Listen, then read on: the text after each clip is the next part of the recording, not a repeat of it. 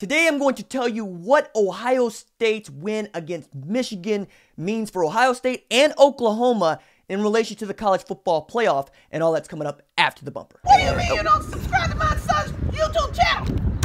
Mama, no! Just snap the damn ball, RJ. What's up, kinfolk? It's RJ Young. I am not on a step mill. Consider hitting the like and subscribe button because I upload a video every single day. It's always OU related, college football related, sports related. We have a good time. And today I'm going to tell you what Ohio State's win against Michigan means for Ohio State and Oklahoma in relation to the college football playoff. So, for Oklahoma, this was what you wanted to happen. Oklahoma went into Morgantown, West Virginia, and won a thriller, 59-56, gave up over 700 yards of offense, and everybody knows what the Oklahoma defense is about and what it's capable of. But what folks who were casually watching that game probably don't know is that the Oklahoma defense did show up in a way that matters. Oklahoma got 12 points out of its defense in a win for which, 12 points. They won by 3. It matters. You got a scoop and score from Curtis Bolton, and you got a strip sack, fumble, recovery, return for a score by Caleb Kelly. Now, there also is no salve for giving up 500 yards through the air and 700 yards and a 200-yard receiver. That is the third 200-yard receiver in the last 4 games and the 4th straight 200-yard game by a non-quarterback against Oklahoma.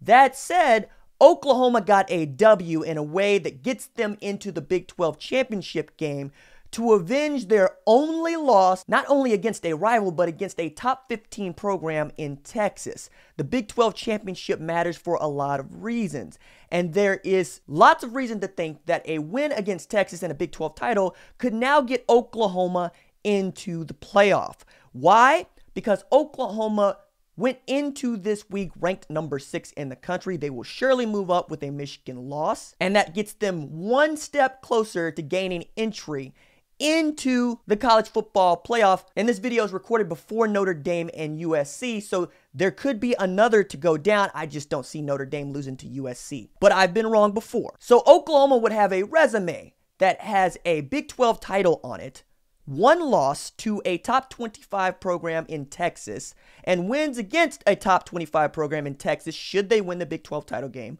as well as Iowa State, and an Army team that still hasn't gotten its due, as well as a top 15 West Virginia team. And they also have wins against an Oklahoma State team that beat this Texas team, and a West Virginia team that beat this Texas team, which is another way of saying that Texas can't get into the college football playoff. It's too many losses, but they could certainly make a New Year's Six Bowl with a Big 12 title. Now for Ohio State, what you're fighting against is rankings and perception, because they have 2 better quality wins than Oklahoma, you can argue, in a number 12 ranked Penn State and a number 4 ranked Michigan. But they did get skull dragged by an actual train in Purdue. The Boilermakers pantsed Ohio State by 4 touchdowns. That's a really bad loss by a team that was fighting for a bowl spot today. So if you're Ohio State, you're saying our wins should outweigh our losses, right? Well, not necessarily to this committee because they go a lot on eye test and strength of schedule. That said, Michigan is a really good win for them, and you can see them vaulting up in the rankings because Washington State also lost the Apple Cup. LSU, this committee just has a fetish for keeping them in the top 10. So I would expect to see Oklahoma and Ohio State at 5 and 6 and Georgia at 4. Now, if Georgia beats Alabama in the SEC title game, they're probably going to lock up that 4 position for good.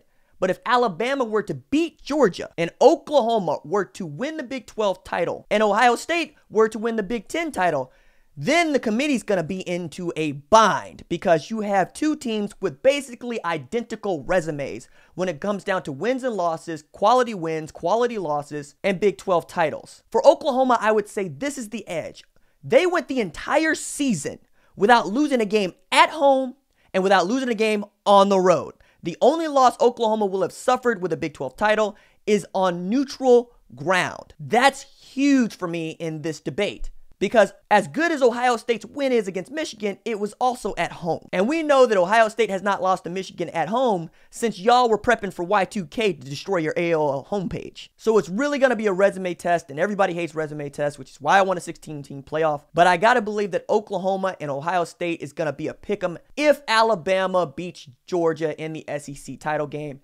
and everybody wins out related to Ohio State and Oklahoma. All right, that's it for me. Deuces.